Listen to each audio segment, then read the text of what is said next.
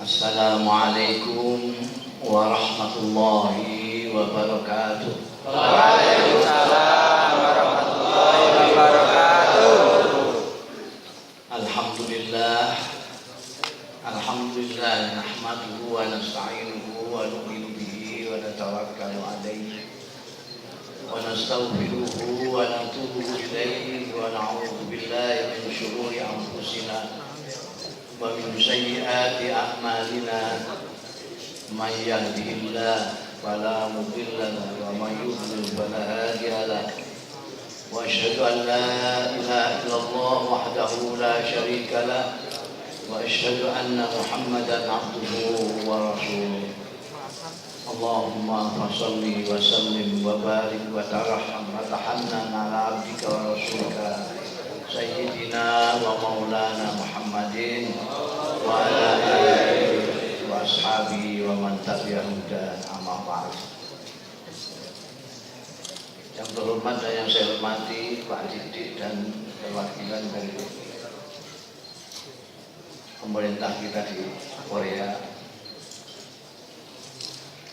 Mas Lipto, Ketua KMI Komunitas Muslim Indonesia di Korea, dan para saudara-saudaraku pimpinan-pimpinan organisasi-organisasi yang ada di Korea ini, juga para pengurus-pengurus masjid-masjid yang konon lebih dari 40 jumlahnya di Korea ini, semuanya rahmatullah.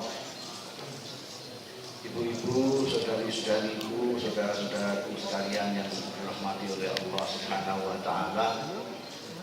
Perkenankan saya pertama-tama memanjatkan puji syukur kehadirat Allah Subhanahu wa taala yang telah memperkenankan saya, mentakdirkan saya hari ini bisa sowan di Ansan di hadapan Anda sekalian dalam rangka menyatukan hati menuju ridha Allah Ta'ala.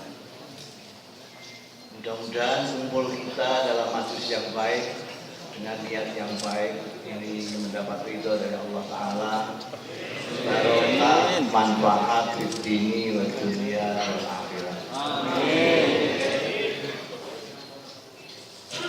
Ini panitia bikin tema ini bagus sekali, tapi sulit sekali. Menyatukan hati itu sulit, menuju ridha Allah juga sulit. Menyatukan hati itu bisa kita lihat dari lurusnya shaf sholat. Itu shaf sholat sudah digarisi di bawah lantai. Di Indonesia itu ada yang di atas ini dikasih kawat, dikasih shaf. Dari bawah sudah digaris, di atas sudah. Ini shafnya masih bengkok ini. Tanda bahwa hati-hatinya masih belum satu.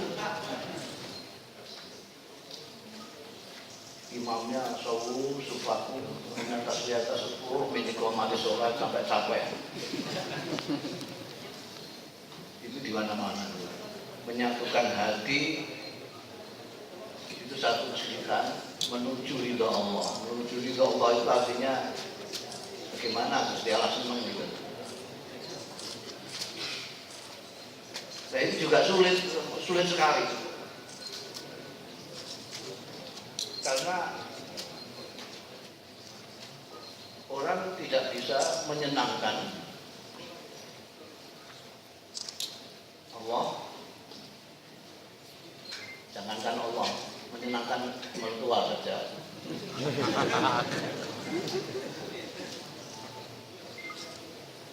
Jangankan mertua, mau mencari ridhonya istri atau suami itu juga sulit kalau tidak mengenal. Jadi syarat untuk bisa menyenangkan orang itu adalah mengenal orang itu.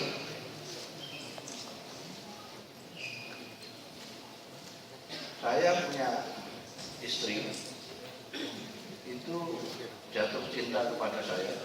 Alhamdulillah. Sebelum melihat saya, karena saya produk kuno.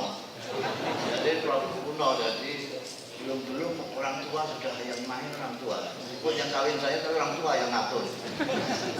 Kalau anak sekarang kan enggak. Orang tua jangan ikut ini yang kawin aku. Dulu orang tua. Saya sudah jodohkan kamu nanti dapat ini dapat ini. Saya bilang ya bolehlah saya kawin dengan anaknya haji itu ya. Tapi perkenankan saya nulis surat saja izin. Sekarang boncengan apa ya? Izin. Ini nulis surat. Kebetulan saya di Kairo di Mesir, dia di Jogja, sama-sama belajarnya. Yang sudah dapat izin saya surati.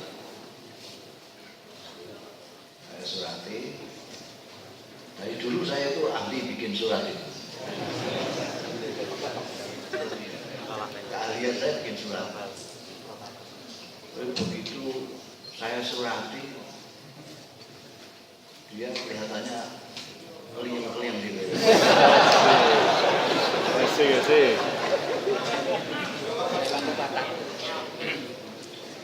Dan saya tahu karena saya punya intel yang hidupnya bersama dia. Adik saya perempuan itu bersama dia. Jauh perhatikan dia itu. Ketika terima surat saya gimana itu. Dia biar luyeng-luyeng ya. Terus saya surati, yang balas saya surati lagi. Akhirnya biasanya surat-suratan laki-laki perempuan itu yang minta foto dulu itu biasanya laki-laki. Ini enggak. Mungkin karena terpesona dengan bahasa surat saya itu. Kalau susunan katanya aja begini indah, orangnya kayak apa gitu.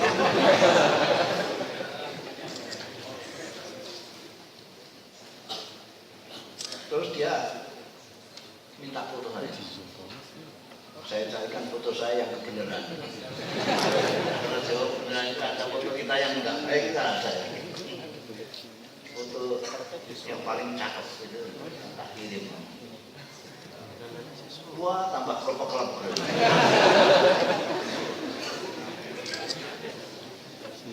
Cepatnya cerita pulang kawin gitu aja lah. Lama nanti tahu siangnya di mana. Pulang kawin. Rupanya dia ingin menyenangkan saya itu. Ya sudah diklepek-klepeki selama ini, mau disenang. Dia bikinkan saya itu masukkan opor. Tahu ya opor ya? Opor itu kelapanya 2. Bayangkan buket itu. Cuma 2 orang kelompoknya 2. Mari cepat. Ayam 1, kelapanya 2 diopor. Wah, dia bangga sekali ketika itu cara menyajikan juga itu indah sekali. Tiba-tiba saya cuma ngicipi 1 sendok. Opor itu 1 sendok saya icipi. Sudah bilang saya sentuh lagi, cuma 1 sendok dong. Terus saya sampai nyeplus lombok aja dan makan. Nangis lapor ke mertua perempuannya, ibu saya. Lapor terlalu, Mas Musa itu habis sekali. Saya bikinkan opor, lapanya 2 Bu. Lapanya, saya parut sendiri tangan.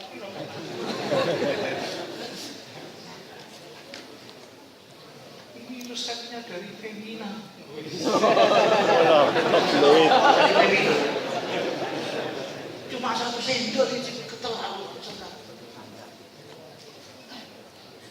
Ibu saya yang diwaduri kenapa? Kalau itu nggak tanya-tanya dulu.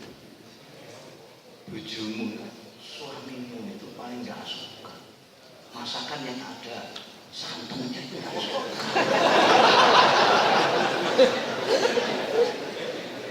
Coba kamu bikinkan sambal petis gitu aja, satu wakul teh. Itu coba dia bikinkan sambal petis. Saya makannya banyak. Terus sampai sekarang sambal petis.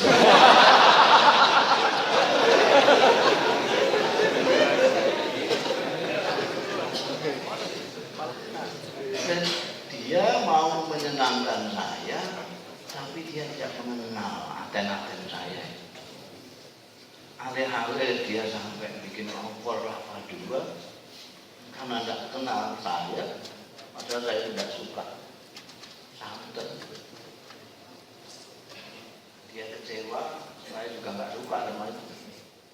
Ini apa ini makanan gini dikasihkan saya? Saya nggak suka, dia juga gini. Saya ingin mengatakan kalau kita ingin mencari ridho Allah, juga kita harus kenal Allah. Kalau enggak, jangan-jangan kita itu malah Gusti Allah geget teman. Kita inginnya itu Gusti Allah senang, malah Gusti Allah geget. Karena kita tidak mengenal lebih dulu. Jadi kalau pikiran kita kan, kalau Allah Akbar, mesti senang ya Gusti Allah ini. Balon orang gede-gede dong. Tapi sementara itu tablet kita juga kita sebut tablet akbar. Jadi tablet akbar itu berarti gede bodoh kan Gusti Allah. Gusti Allah Akbar, Allah Akbar, buat tablet akbar. Apa bagaimana? Di hamba-hambanya Allah itu ada pendekatannya yang melihat Allah itu pendekatan takut. Karena Allah gede, kita kecil sekali. Gue nak dipites nih, takut. Makanya kalau di Jawa itu ittaqullah itu di mana? Ittaqullah wedya sira marang Gusti Allah. Takutlah kalian kepada ketakutan. Karena ketakutan, maka yang dipenuh itu bahasa Indonesia, dipenkan, difokuskan itu adalah hukum. Maka orang-orang ahli fikih itu pendekatan takut. Innama yakhshallah min ibadil ulama. Jadi makanya haram. Orang saking takutnya. Jadi orang yang takwa itu digambarkan kayak orang berjalan di atas ladang ranjau. Ini kalau salah menginjakkan kaki meledos itu. Takwa itu begitu. Dan orangnya kelihatan sangat ketakutan. Gaya hidupnya juga kelihatan. Bahkan dia tidak takut sendirian. Orang lain juga ditakut-takuti. Iya. Karena itu dia Gusti Allah, jangan main-main dulu. Ditempelin dulu. Makanya buaya dulu. Ini satu pendekatan itu. Yang lain pendekatannya cinta. Kalau orang-orang fikih itu pendekatannya takut, khasyah. Kalau orang sufi pendekatannya cinta. Pendekatan cinta. Kalau orang-orang fikih, awas. Kalau kamu salah, jahanam. Geraji kepalamu. Setrika punggungmu. Ngeri. Ngeri terus hidupnya. Sampai jadi pengantin. Gini terus. Mau dipotret sama tukang proyek, mas senyum mas. Jahanam.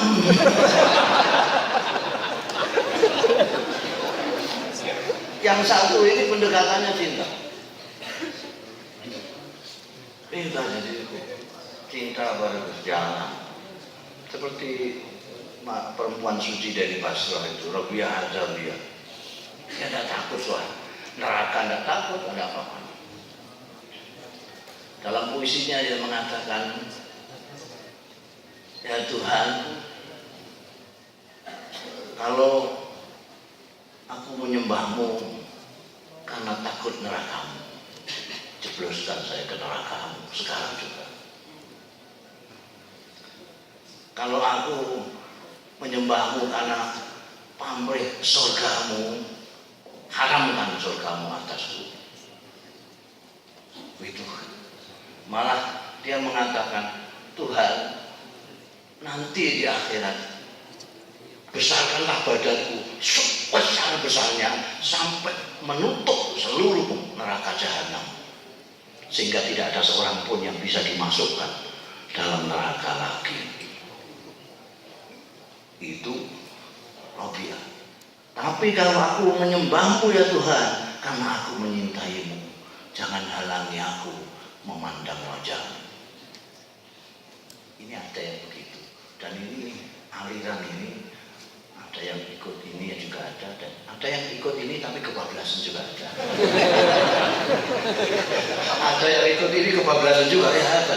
Memang manusia itu mempunyai naluri bablas-bablas. Makanya ada orang namanya kewaduan, bahasa Jawa itu, bahasa Indonesia ini kewaduan.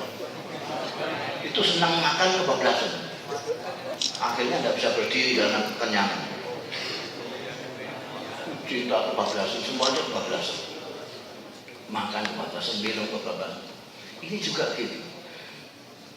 Yang pendekatannya takut tadi itu kebablasan sampai dia tidak hanya melindungi dirinya sendiri, tapi orang lain juga dikhawatir.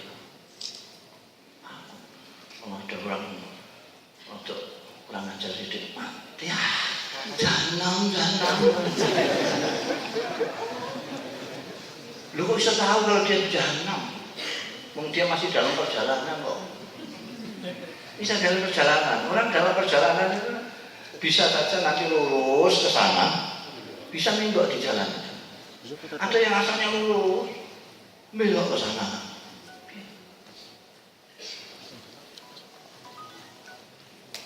Bahkan di hadis yang mengerikan itu, saya jarang membaca. Itu manusia itu kurang satu hasta dari surga. Kurang satu hasta masuk surga. Orang sembahyangnya hebat, puasanya hebat, sedekahnya hebat, macam. Kurang satu hasta masuk surga. Tiba-tiba dia melakukan perbuatannya ahli neraka. Nauzubillahi dzalik, dia tidak jadi ke surga tapi ke neraka. Sebaliknya, ada yang sudah tinggal satu hasta saja ke neraka. Karena bajingan mulai sebelum balik sampai akan mati masih. Lu mau mati lu, dia kok tobat. Jadi bukan satu hasta masuk neraka. Jadi ini masuk. Itu ada hadis sahihnya mengerikan itu. Ada orang yang kebablasan, ketakutannya kebablasan sampai itu menjahanamkan orang lain itu karena dia ketakut. Ada yang ini maunya niru Rabi'ah Dawiyah, kebablasan, cinta Gusti Allah itu maha Rahman, maha Rahim, mencinta. Untuk kurang ajar sedikit ya tidak apa-apa. Nah, lalu bagaimana kita ini sudah disebutkan al khairu kullu fi ittiba'i Rasul sallallahu alaihi wasallam. Yang paling baik di antara yang baik adalah mengikuti pemimpin agung kita Nabi Muhammad sallallahu alaihi wasallam. Allah sendiri berfirman di dalam Al-Qur'an, "Qul in kuntum tuhibbunallah fattabi'uni yuhibbukumullah wa yaghfir lakum dzunubakum."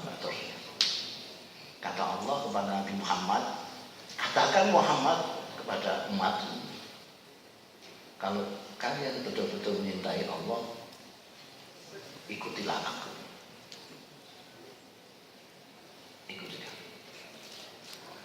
Kanjeng Nabi itu kayak apa? Untuk mengenal Allah Subhanahu wa taala, kita terlebih dahulu mengenal Rasulullah sallallahu alaihi wasallam. Tidak seperti kawan saya itu ada kawan saya dari Australia. Namanya Jeffrey Fogg. Datang ke rumah saya di Rembang sana, dia tanya hukumnya dirinya, tanya hukumnya. Saya ini hukumnya apa Gus? Orang mau tanya hukumnya, gimana? Saya ini sudah syahadat, sudah bersaksi tiada Tuhan selain Allah, tapi belum bersaksi bahwa Muhammad itu utusannya Allah. Oh, berarti kamu ini ya separuh Islam ya? Mbak, kalau mau Islam itu syahadatain, 2 syahadat, namun cuma 1. Jadi kenapa kamu? Kalau kita ini yang di sini selamanya mengenal Allah itu dari Rasulullah, jadi kita percaya dulu pada Rasulullah. Kata dia, soalnya saya belum sempat mempelajari Muhammad. Saya baru sempat mempelajari Allah. Batin saya sulit sekali rasanya mau Islam aja mempelajari bareng. Saya dulu tidak mempelajari apa-apa, langsung syahadat. Biasa. Akhirnya, alhamdulillah, setelah dia pulang lagi ke sana beberapa bulan yang kemudian, dia telepon saya sekarang sudah meyakini bahwa Muhammad utusannya Allah. Bagaimana kalau syahadat saya lewat telepon, boleh enggak? boleh. Yang kenceng ya dia bilang. Itu jadi ada yang berlebihan begitu, ada yang berlebihan. Yang paling baik adalah mengikuti Rasulullah. Kalau kita mau ke surga juga, itu surganya Gusti Allah.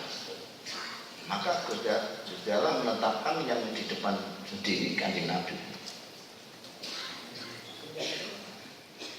Nabi Muhammad sallallahu alaihi wasallam bersabda, "Kullu ummati yadkhuluna al-jannah." Semua umatku masuk surga semua. Illa man aba, kecuali yang tidak mau. Kecuali yang tidak mau. Kanjeng Nabi itu ke surga, sama. Kita di belakang. Mau enggak? Ikut Kanjeng Nabi. Kanjeng Nabi mau surga. Kanjeng Nabi mau ke surga. Ikut enggak? Ikut ya ikut. Kalau ikut Kanjeng Nabi masuk surga. Kalau Kanjeng Nabi ke sini, sampai ke sana, berarti kan enggak mau kamu ke surga. Mengikuti Kanjeng. Apa namanya? Syukur alhamdulillah Kanjeng Nabi Muhammad sallallahu alaihi wasallam itu baik ajarannya maupun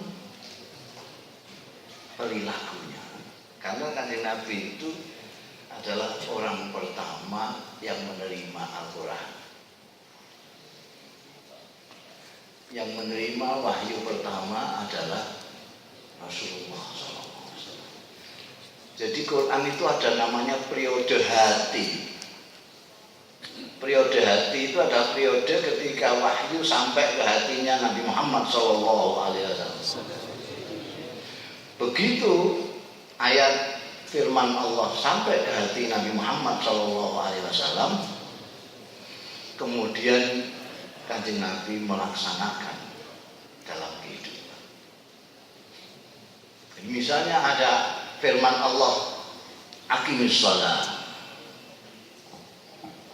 maka Rasulullah lah pertama kali yang sholat di dunia ini adalah Rasulullah SAW.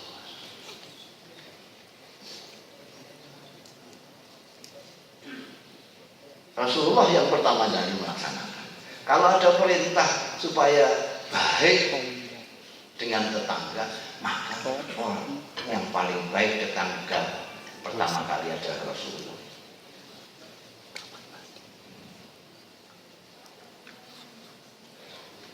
Itu